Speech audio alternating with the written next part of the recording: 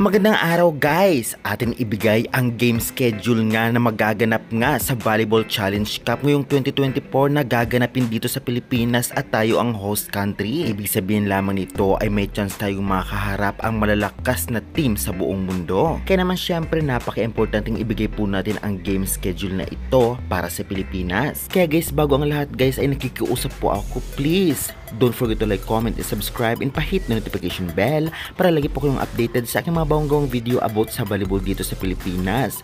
Dahil karamihan sa aking mga manonood ay hindi pa nagsasubscribe. Pag umabot ako ng 100,000 subscribers ay mamimigay ako sa mga solid supporters ng GCash. At maraming salamat guys. Kaya bago natin guys ibigay guys ang game schedule sa magaganap nga na FIVB Challenge Cup 2024 ay talaga namang silipin muna natin at pag-usapan kung ano ba ang mga mangyayari. Isa nga ito o once in a lifetime nga ito sa bansang Pilipinas, especially sa Alas Pilipinas National Team na makaharap nga at makalaban sa international league na ito na talaga namang pinapangarap ng ibang bansa. Dahil nga ang mga kasali nga dito ay talaga namang nangangarap makapasok sa VNL kung sakaling sila ang mag-champion. Ngunit ang mga qualified ngayon ay hindi basta-basta dahil malalakas na team talaga ito.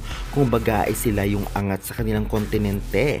Especially ang mga kaharap natin ay ang Vietnam kung saan nag-champion sa AVC Cup 2024. Samantala ang Alas Pilipinas ay nakuha lamang nito ang bronze. At dahil tayo ang host country ay may chance talaga tayong makaharap ang nasa pinakamababang rank. Ito nga ay ang Vietnam. Dahil ang ibang team na kasaling nga sa FIVB Challenger Cup ay malalakas. Ang magaganap ng ito ay talagang knockout round kung saan nga kung sino ang mananalo ay mag-a-advance na para sa semifinals round. Kaya naman talagang walang chance kundi talunin nila ang Vietnam para makaharap nila ang ibang team sa FIVB Challenger Cup 2024. At alam naman natin na talaga namang mahihirapan tayo dahil sa lakas nga ng team na ito. Ngunit alam naman natin na bilog ang bola at talaga nagkaroon na tayo ng chance na matalo nga ito noon pa. Kaya naman hindi malayong mangyari ulit ito at manalo tayo kontra sa Vietnam. Kaya dapat paghandaan lamang.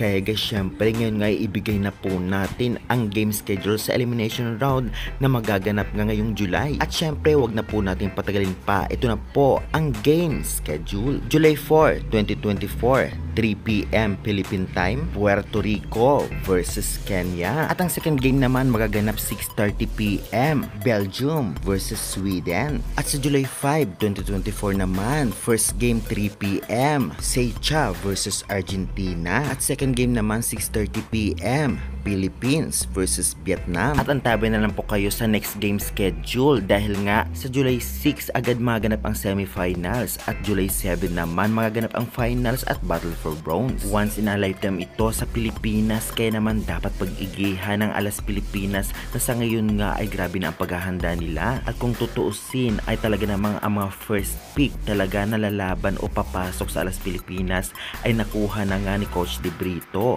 Kahit ang mga batang players galing sa UAAP na mga galing at galing nga sa PVL ay talagang combine na para sa paglaban nila sa ating bansa. Kaya naman syempre, tiwalaan na lang po natin at suportahan ang Alas Pilipinas Team A. Kaya guys, sa tingin ninyo, kaya ng Alas Pilipinas ang Vietnam? Kung baga ay i-comment nyo na yan at huwag kalimutan mag-like and subscribe for more updates.